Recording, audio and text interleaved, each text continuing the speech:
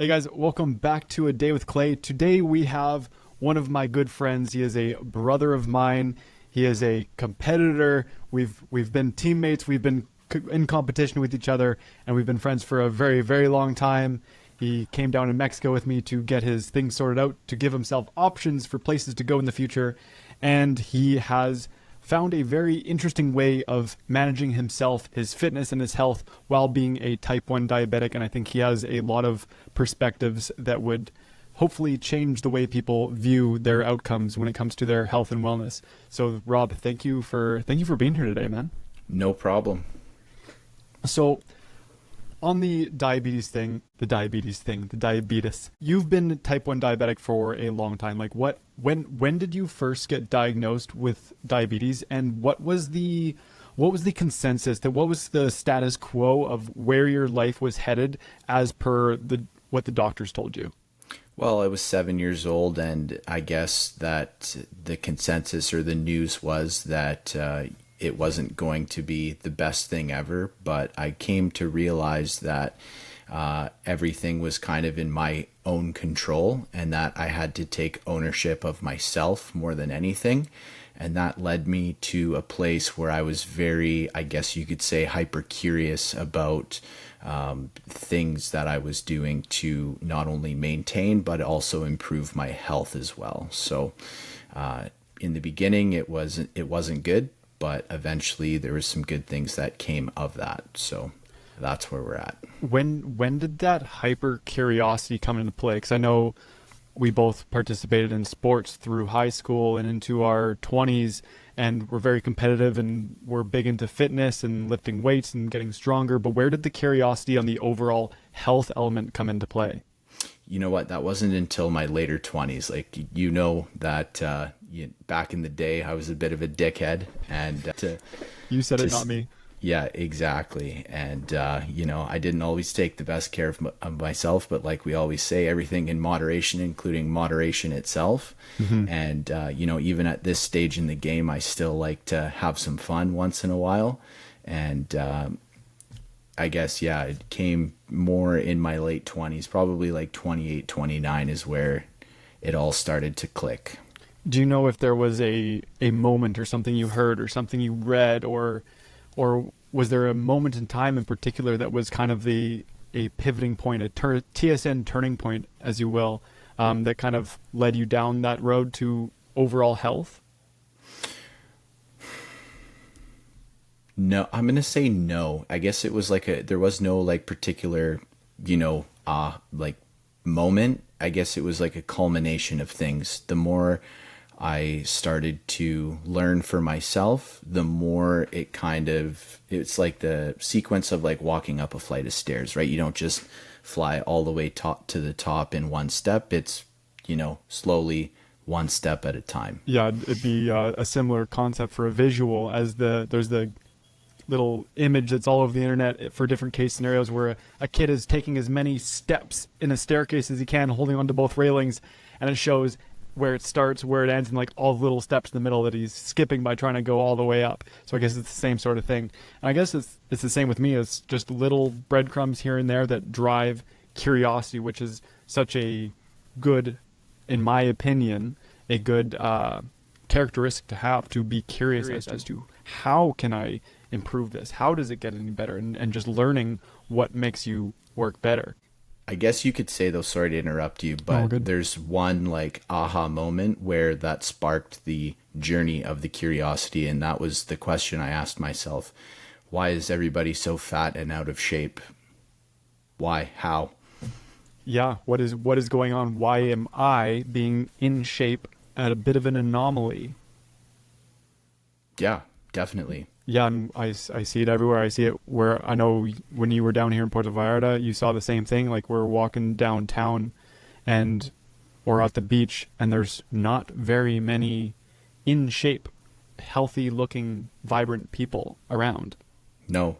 And it's a little bit upsetting, but at the same time, it's okay. Well, if that's what 99% of the people are doing, and whatever they're consuming and whatever they're eating and whatever they're learning, I want to go the opposite direction, and I want to be exceptional.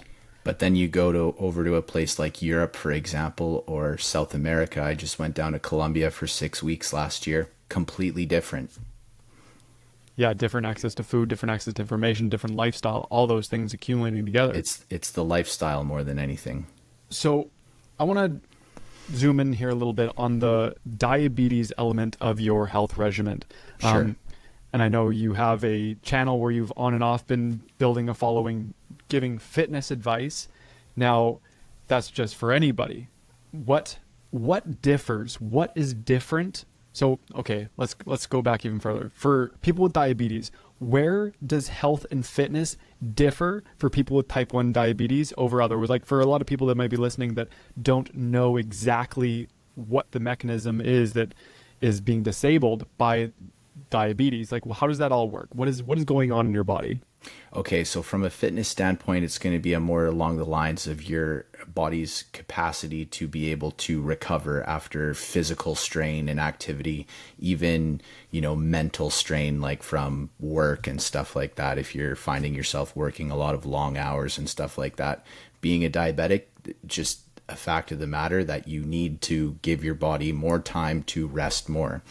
And I kind of thought that it's really strange that a lot of the fitness advice out there, and this will be applicable to a lot of people who aren't wanting to go the route of getting all juiced up and jacked up on, everything under the sun when it comes to anabolics and stuff like that. You have to be very careful about how much you work yourself, and you need to be prioritizing your recovery more than anything else. I heard this great quote a long time ago, and it was, you want to be exercising to the point where you're stimulating, not annihilating yourself. And that's going to help you to prioritize your recovery. And that's especially important being type 1 diabetic, just because of the shortfalls that you're going to have in your central nervous system and your body's ability to recover. So where does diabetes affect your nervous system? Because for most people, they understand that it has to do with insulin production, insulin secretion,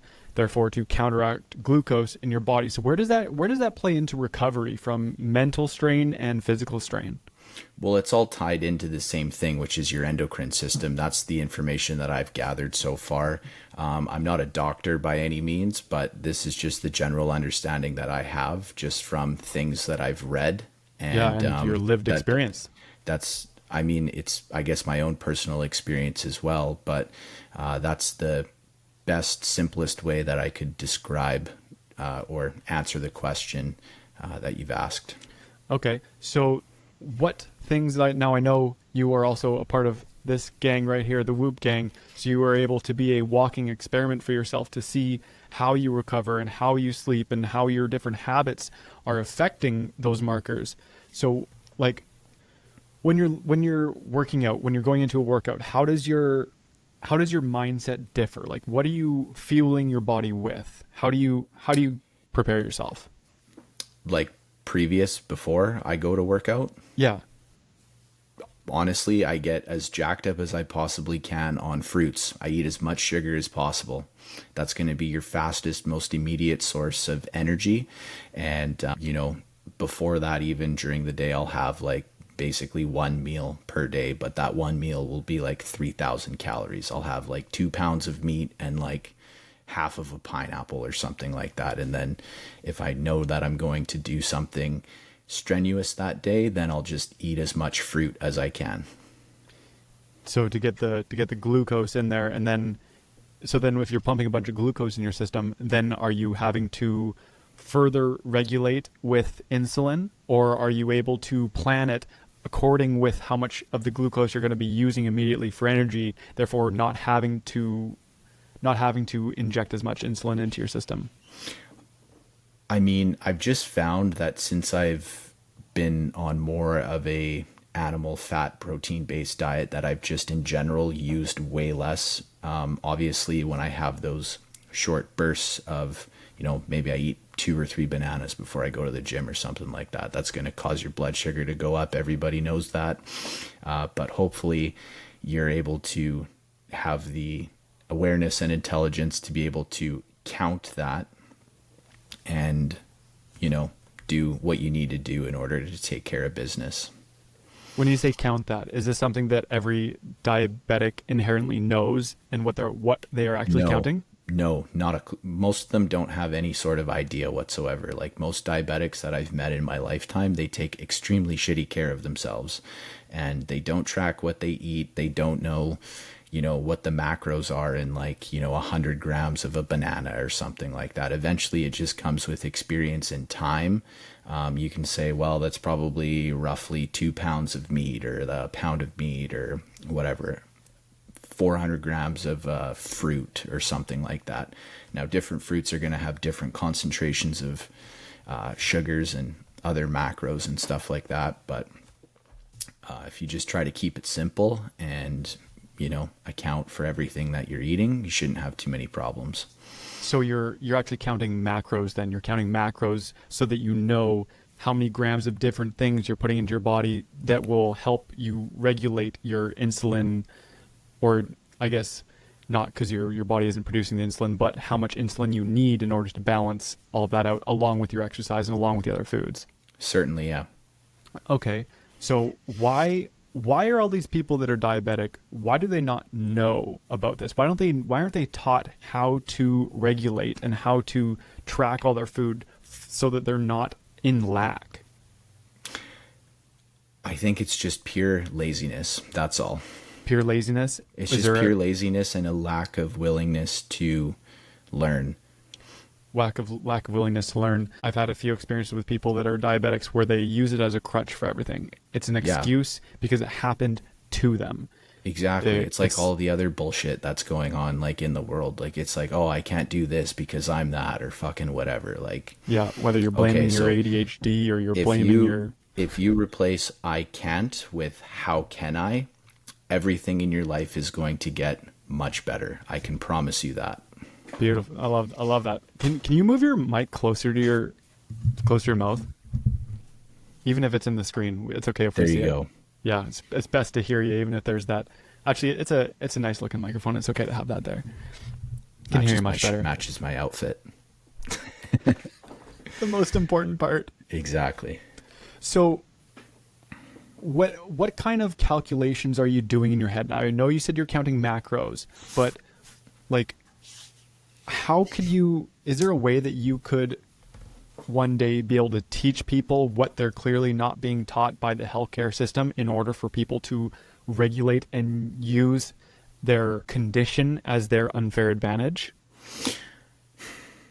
I mean, I see, I know where you're trying to go with this, and I don't think that it's necessarily the pros of being diabetic are kind of outweighed by the cons of being diabetic. You know what I mean? So I talked about earlier, you have less capacity to be able to recover your body after strenuous weight training, for example. So the drawback there is, you're able to use, insulin, a hormone, for example, maybe a little bit more strategically to be able to get more calories into your body, but at the same time, all that's going to do is make you fat rather than dialing in the volume of your training to a point that's going to allow you to, I guess you could say, make sure that you're getting either adequate or, above what would also not help you to, make gains in the gym. So why is it that a lot of people in the bodybuilding space that are just going for pure hypertrophy and want big muscles, and I've heard a lot of them being on insulin, injecting insulin into their system. So how is that? What is creating the anabolic effect where they're saying that it can help you build muscle mass? So I haven't really looked into things that far, but essentially when you take insulin and you give yourself low blood sugar, for example, your body is in it's basically in survival mode at that point, and it's looking to acquire as many calories as it possibly can for the basically state of preservation or survival at that point. So I guess you could say it could be useful for making sure that you're eating enough or getting as much as many calories as you possibly can at that point. But other than that, I couldn't really tell you too much more other than that. Yeah, and I mean, and for the people that can't see you in this episode, I mean, you're 32 years old, you're athletic, you've got muscle mass, you've got a six pack, you've got strangely gorilla strength, and Yeah, but especially in the shoulders. yeah, in the shoulders you seem to be top heavy, but so that may draw a little bit more context to this conversation. So you don't actually know where the anabolic effect comes. It's just a series of mechanisms in the body that is producing an anabolic effect. And I mean, at the same time, like, why is it super important to like go that deep into things, right? Like, you're going to get paralysis by analysis, and Curiosity. sometimes people think way too much rather than just keeping it simple and just doing getting good at the basics.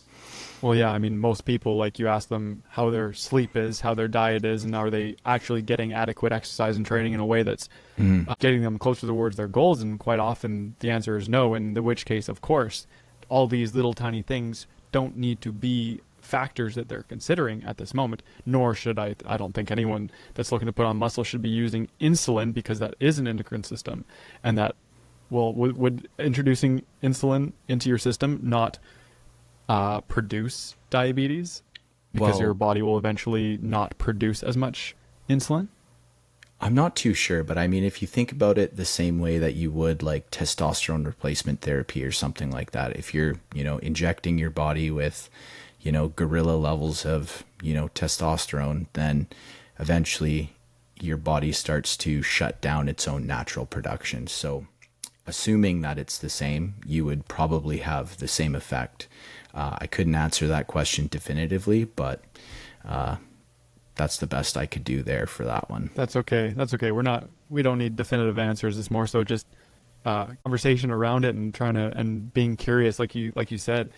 So, and you mentioned earlier, I think the better thing to do would be to talk more about the type 2 diabetic crowd versus the type 1, because you're just shit out of luck.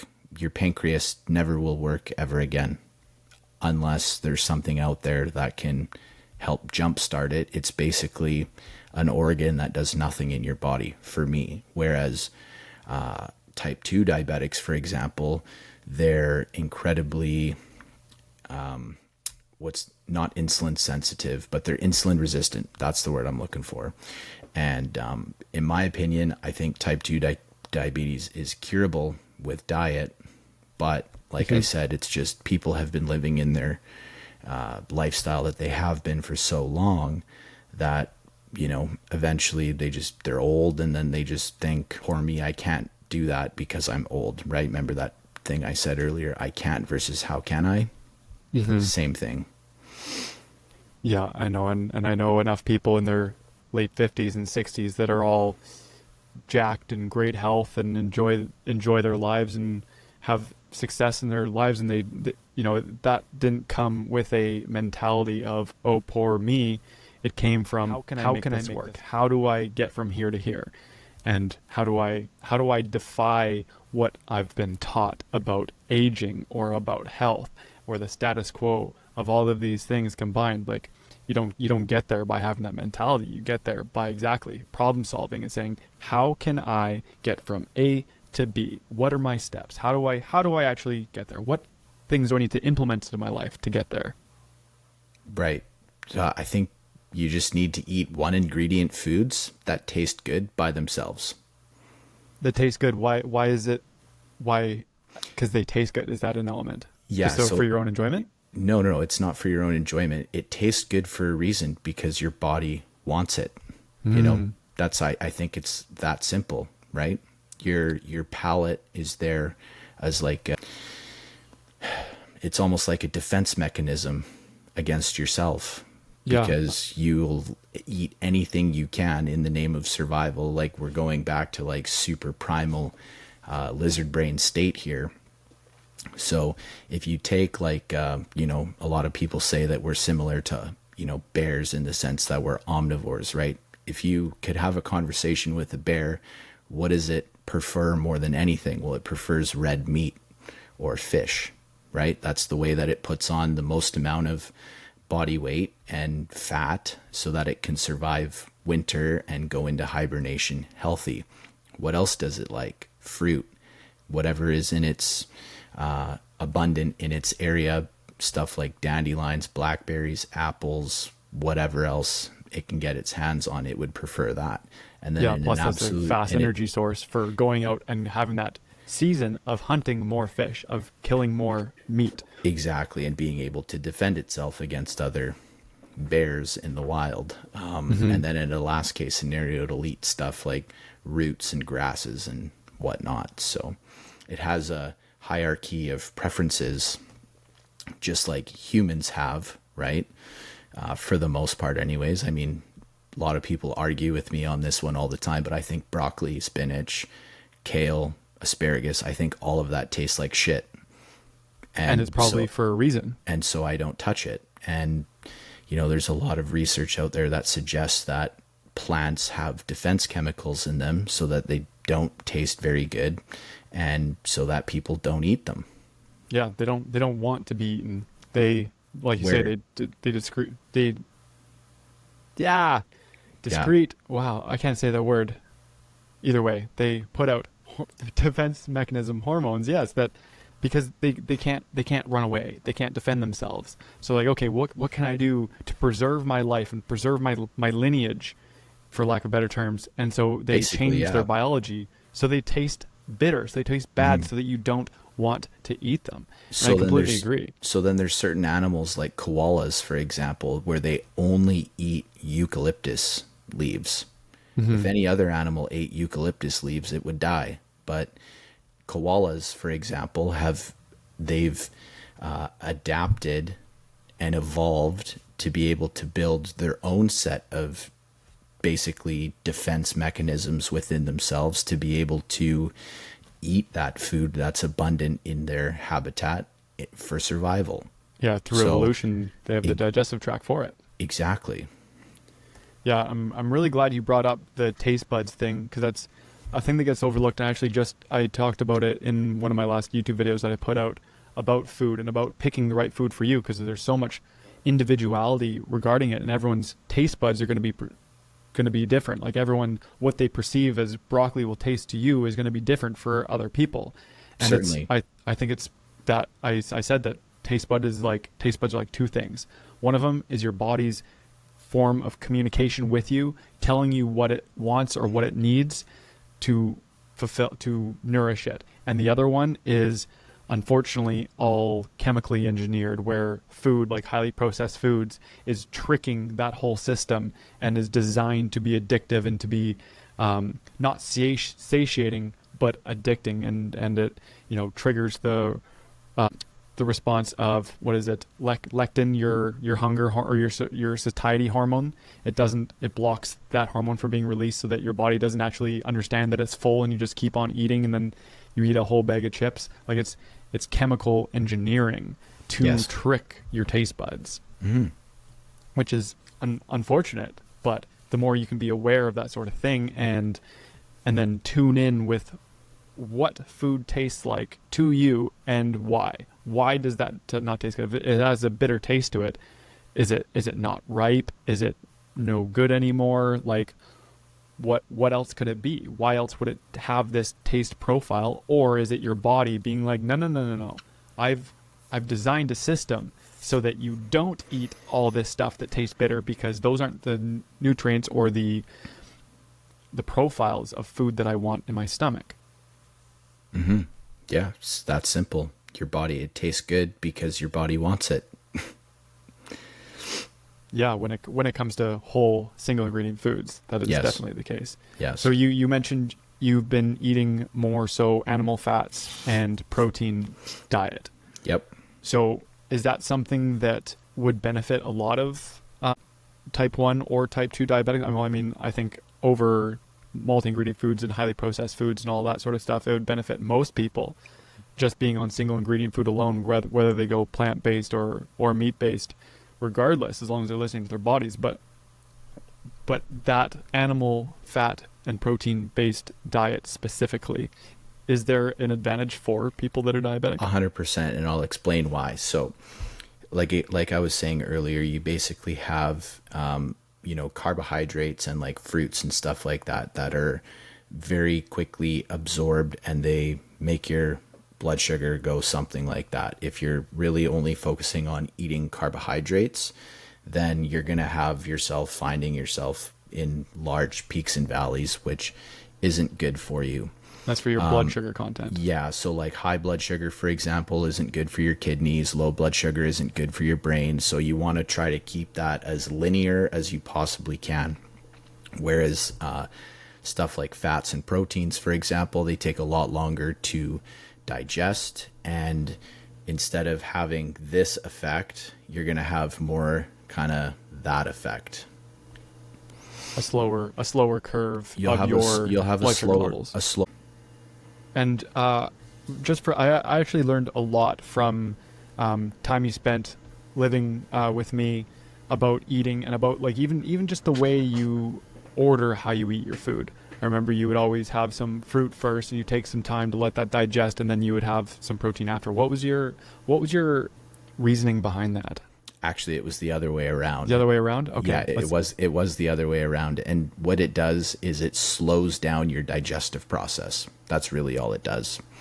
Having the protein first. Exactly. So like that's why juice is shit for you, for example, because there's no fibrous content in the actual fruit when you eat it.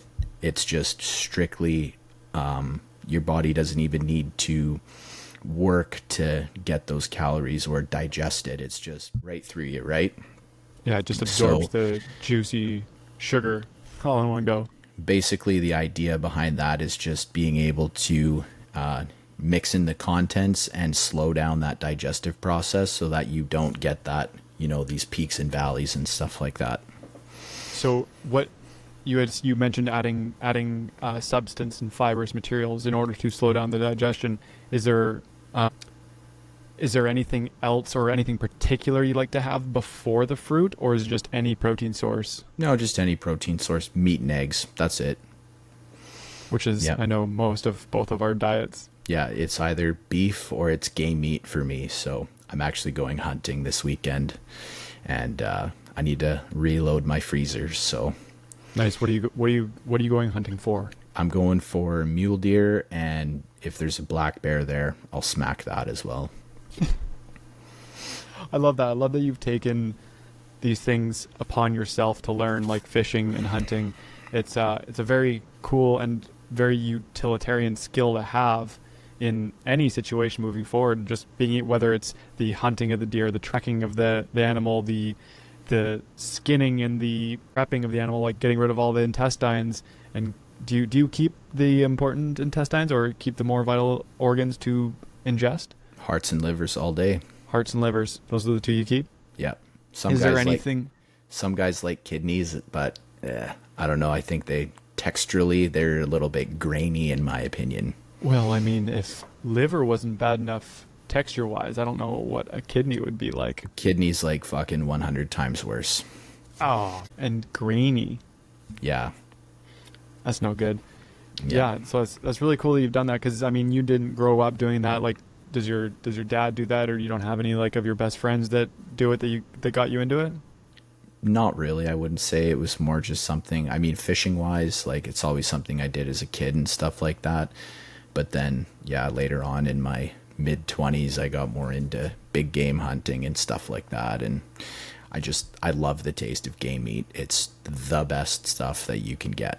And especially when you're out in the wild, up in the mountains, finding animals, that it hasn't been like store-bought beef where it's sitting in confinement and being fed a certain diet so that it puts on mass, which is usually a grain and soy based, corn based meals, where it's just putting on weight, and it's kept in small confinements and not out in nature eating the things that it would naturally eat. So you're getting these gamey animals that are out in the wild thriving. They're living their best lives. Which, actually, I was listening to an episode of Rogan a little while ago, and he was talking about that, how once he learned what factory farming was like and how how cruel and unconscious of a business and a system it was. He was like, he came to a turning point where he said he either had to go vegetarian or he had to learn how to kill animals himself, and that's when he got involved into hunting and then got into bow hunting, because it's the most primal, natural, ethical way to find and source your own meat for your family's subsistence without having to go through that system where animals are being essentially tortured and farmed just for the sake of providing meat, not looking at the nutrients or the energy that's coming into it. Yeah, that's right. Exactly. I mean, people try to make this, nonsensical moral argument all the time. And no matter what way you slice it up, if you want to try to play that angle, something must die in order for you to survive. Whether you're a vegan, a meat eater, something in between, something must die in order for you to survive. So that just gets squashed right away. And as soon as I say that, people automatically backpedal and they try to rephrase their bullshit moral argument, but it's nonsense. The best way, or the most sustainable way for people to survive, is to go out and source their own stuff. Now, I'm of the opinion that I, see what's going on out there, and I've come to my own conclusion that the food industry isn't really interested in you eating less stuff. Everything's built on consumption. So the more you consume, the better you are for the system that we have now. Mm-hmm. The less you consume, the worse you are. So that's kind of how I've come to my conclusion. And, I said, I don't try to beat this into other people's heads. I'm an example of what I do, and everything that I tell others or share with others, I do myself. So if people are curious and they want advice, great. I'm here to explain my thought process. And if they're not, then that's okay. We can coexist without being enemies and wanting to kill each other. You can do your thing, I can do mine. Just leave me the fuck alone. Wow, imagine that. You can coexist with people that don't have the exact same opinions on everything? Yeah, it's a strange concept today, but I mean... Question for you. I'm sure I've asked you this before, but when you said the more you eat, or the system wanting you to eat more, feeds into their whole system. And I think a big part of health, as I've been finding it, is just the body's innate ability to heal and regulate itself when it has the time and energy to do so. And one of the big things is being able to take time away from things like digestion to move that energy into other things. As a diabetic, as a type 1 diabetic, how does that look for you if you wanted to do, whether it be intermittent fasting, whether you just have a restricted time eating window, or you try doing a prolonged fast, or even getting into the dry fast world where you don't consume any liquids at all and you just absolutely, you take 100% of the energy away from anything happening within the digestive system, because not even water is going in, and you give it a shorter period of time for the body to clean out other parts of the body and clean out other cells through autophagy. Like, can you do that as a diabetic? Yeah, you can. Easy. Just if you need, if you get low blood sugar, for example, tablespoon of honey. That's it. Would that amount of carbohydrates take you off the fast? No, it shouldn't. I mean, what's in a tablespoon of honey? Like maybe 20 grams of sugar-ish? That's more than adequate to be able to bring you up from like what I know the units of measurement are different, but like here where I'm at, a 3.5, 20 grams of sugar will bump you up to like 6 or 7, which is like pretty good. Okay, so yeah, because I know you can have small amounts of, I don't know if it's necessarily carbohydrates. A lot of people will introduce some fats into their regimen with their fasting. But so even a small amount of carbohydrates won't break ketosis and won't break that fasting state? I mean, depending on like when in the, I guess, time period that you do it, I find most often that just as long as I'm prepared the day before, it's no problem. Prepared from the day before. So what does that look like? Yeah, like prepared in the sense of like, if I eat a big meal, for example, at like 6 o'clock, I have like a 20-ounce steak and like, 2 oranges or something like that, and like 2 or 3 eggs. Perfect. And I focus on making sure that my insulin game and blood sugar's dialed in for the next day. I really don't have to touch anything. So what'll happen is all of that stuff that you consume, any excesses will get stored in your liver, and your liver releases small amounts of basically sugar or glycogen into your body to keep feeding it throughout the day. So long as you're good there, then you shouldn't have any problems at all to be able to carry through and, do the fast without any issues.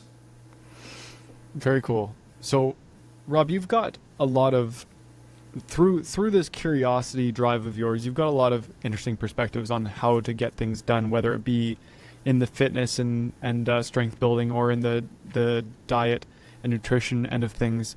I know you're a pretty private guy, but is there anywhere that people could follow what you do and learn from you? Yeah, it's Rob McManus, or Robert McManus Fitness, and I post content on YouTube every now and then. I've definitely dialed back the content game, since currently at the moment I work 13-hour days, 2 weeks on. So when I come back, maybe I'll pump out a couple of things, while I'm there and while I'm back home. But I definitely like to take my time to enjoy the things that bring me happiness more than anything. And those are things along the lines of going skiing with my buddies, going hunting, going fishing, all that good stuff. Some travel. So, that's right. Yeah. I'm going to be going on a fishing trip to Belize this winter. So yeah. Hot damn. That's going to be interesting. Yeah, it's going to be a good time. Who all are you going with? It's my girlfriend and I. Right on. Yeah. Is that going to be like closer to Christmas time? Yeah, it'll be around that time. Yeah, it'll probably be maybe just before New Year's, and then into maybe the ending of January. So about a month or so. Is there a particular big ticket item that you're after in Belize? Tarpon. Yeah. I wish I could relate and I knew exactly what that was, so I could be super excited. But I'm excited for you regardless. You can go and look up on YouTube tarpon fishing. Big bad boys or what? Insane. These, just imagine a like a predatory fish that's 400, or like they can get up to a couple 100 pounds actually.